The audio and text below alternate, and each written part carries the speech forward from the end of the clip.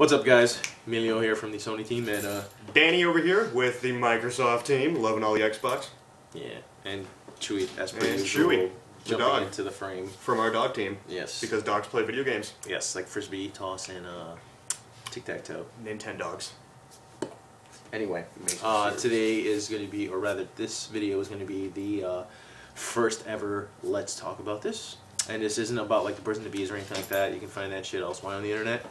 Essentially what this is going to be for today's episode is going to be about Castlevania. Pretty much anything that's Castlevania, be it the Lords of Shadow first game, Mirrors of Fate, and possible Lords of Shadow 2 plot. And also the Walking Dead video game, which is coming out this Tuesday.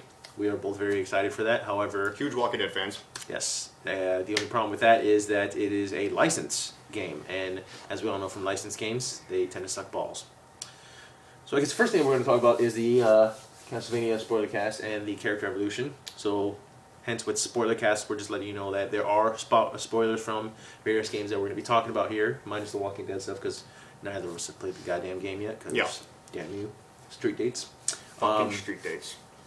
But basically, what I want to talk about was that the whole big reveal within Mirror of Fate, it hasn't been done.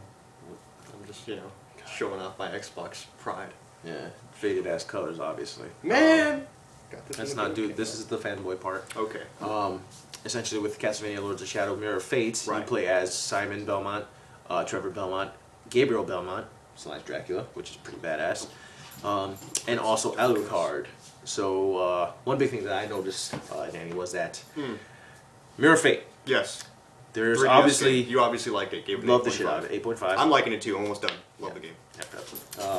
But one big thing about the game was that it involves mirrors. Now, if you know about a mirror, when you look into it, you see your reflection. Which apparently in this game, I have to get or in Castlevania, shave the beard. Yeah. I don't have facial hair. Not possible. You do. Yes. Pain in the ass. Because you gotta like style it and shit. But no, it's not. Yeah, that's a different episode. I did. I do too. Anyway, enough veering off. Goddammit. Like I was saying, Castlevania mirrors. Reflection. Having to shave. No, vampires don't need to shave. Vampires don't need to shave because they don't grow hair. But anyway, vampires do not have reflections. So, and when you first initially get introduced to Alucard as a playable character, the black silhouette of whatever spirit that was that has the mask of, I think that's one of death because it's broken. Yes. That mask pretty much points out a mirror and tells him to go look at his reflection. He looks at his reflection and screams out, "No, it can't be. I didn't want this to happen this way." And you gotta wonder, why would he say that? Because Alucard is Trevor. Now, many of you out there are probably like, the fuck? Like that. Although not as loud, because that's in the ear. I will tell you this. Here's my theory. Alucard spelled the proper way is Dracula. Dracula backwards is Alucard. When you write out Dracula, put it up to a mirror, that is Alucard. So, the reason why I believe Alucard is also Trevor is for the simple fact that they look alike. They look alike. That's the obvious one. Older and white hair. Well, he's not older. It's just white he's hair. got wrinkles too when he first wakes up. Yeah, well, that's because he's waking up for the first time. But and it's 27 years later, so it makes sense. However, regarding Trevor and Alucard, and the whole reason for Alucard being the mirror of Dracula is because when Gabriel went ahead and went on his quest in the first Castlevania reboot from Mercury's team by Capcom, the one on consoles, yes, Xbox 360 and PlayStation 3. When he first went on that quest, he had apparently impregnated his wife Marie, according to Castlevania Lords of Shadow for the 3DS. Condoms, people. Yes, but medieval times didn't have those things. They had like sheepskin, which is so weird because then it's like you're doing it with sheep. Yeah. Anyway, back to the topic. Yeah, so far gone. But essentially, the reason why I believe that is because Dracula backwards Alucard.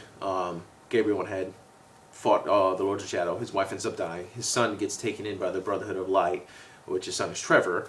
And then Trevor ends up learning through the Brotherhood of Light that his dad is Dracula. Goes to try and fight him, and then Gabriel pretty much seduces him and brings him over to the dark side.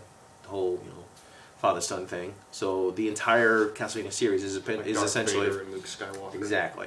The whole entire Castlevania series is essentially becoming a giant father-son like soap opera. So there's that. Lord of Shadow 2, though, if any of you guys have seen the trailer, definitely check it out on YouTube. It's so great. It is I watched it over awesome. and over. Just it highlights thing with Gabriel waking up. Yeah, Awesome. it's just him just being. It's Gabriel, essentially. They're highlighting him. So I'm hoping that we actually play as Dracula in this game, because that would be an awesome game.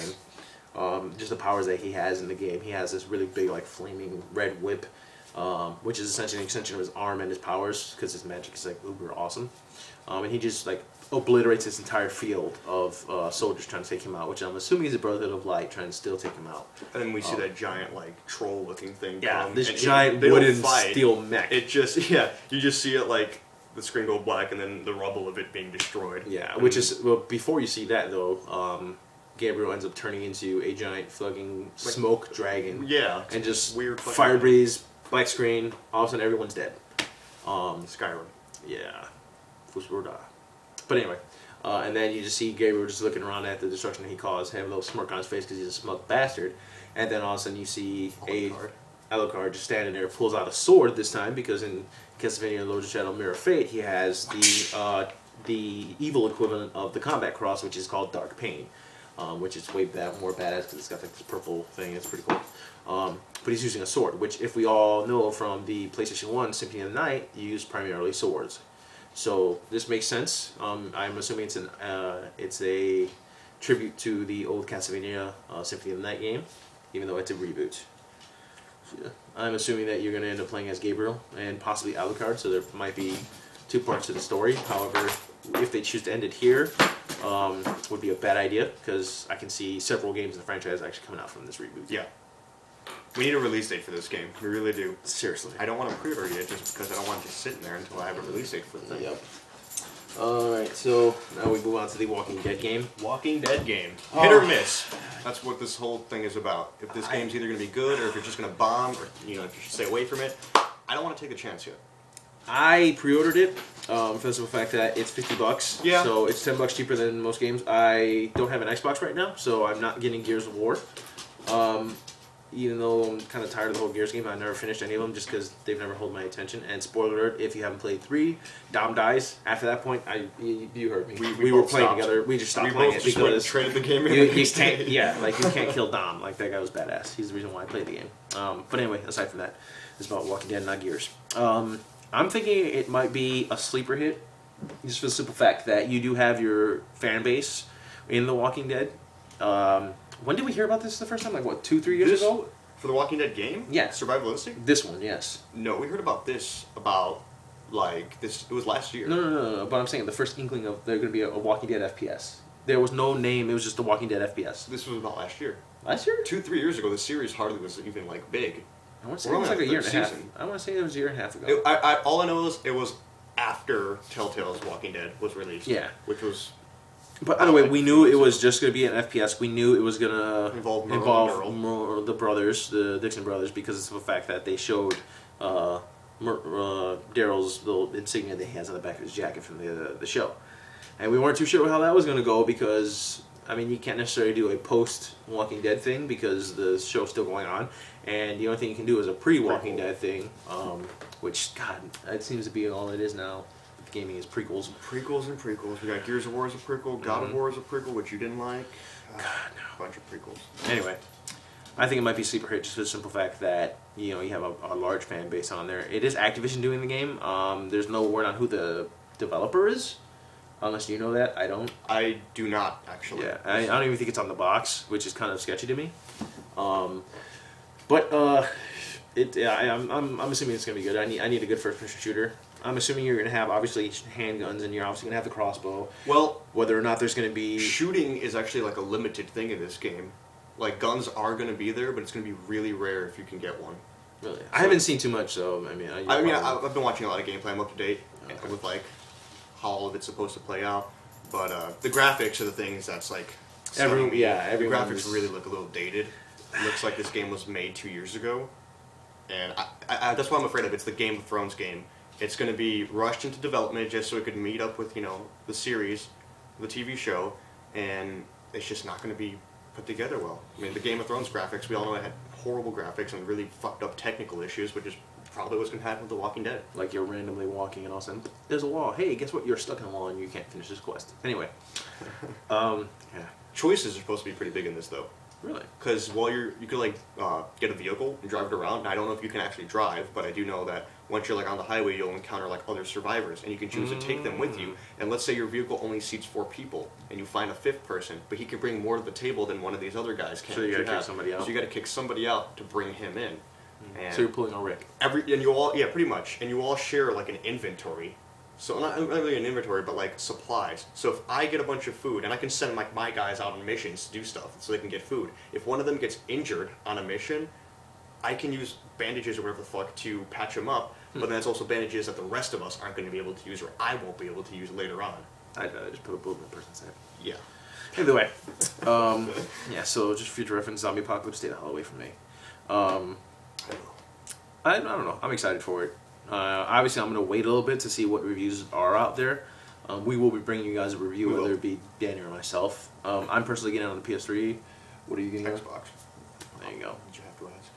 Yeah, I mean Wii U. We could have gotten it on the Wii U, but Lego City Undercover is going to come out. Lego City Undercover. This guy's going to be bringing you the. I won't be doing the review. No. Lewis is going to be doing the review. Oh, because he's a Nintendo guy. Yeah, that jackass hasn't done anything yet. He's a big Lego guy. He loves Lego games, so he'll be bringing you the Lego review. Either way. But yeah, what else was on that list? I have a list next to me, so. Yeah, so what the pros and cons? Pros and, yeah, that's right, of the Walking Dead game. Well, apart from, it's not out yet, but just by looking at the whole thing, I think it's pros, it's got some great ideas. It really has great ideas. The whole like decision-making thing, being able to bring a survivor into your group and deciding whether or not you should kick another guy out, or just drive off and leave that guy. That's great. More pros, it's Daryl and Merle. These guys obviously weren't in the comics, so I believe that. And it's the actual voice actors doing it too. Yes, the actual voice actors. It's the actual actors doing it. I believe they did the mocap for it too. Yeah. So they can basically just go about what they want with this story, and it's also like a prequel to the whole Dixon Brothers story, like their whole thing. It's find out what happened. It never in the show. It never explains why or how Daryl really came across his crossbow, but in the game, it's supposed to be like a really big deal when he finds his crossbow. It's like almost like the whole Excalibur story, with that whole thing. Like that's how it's going to be. Like that's his weapon. He gets it in some really amazing way or whatever. So I would have just assumed because he's a redneck that he had a hunting crossbow the entire time. But he didn't have money. We knew that they were broken. Crossbows go for like $400, like especially that kind like that. Yeah. Unless he just stole it from his local Dick's Sporting Goods or Sports Authority.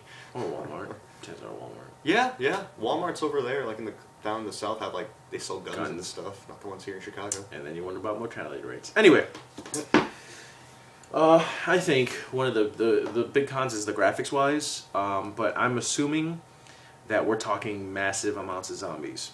Yeah. In any given area. I mean, the main tagline is survival instinct. So I heard fighting a zombie is going to be a lot harder. You won't be able to take on like 5 groups of.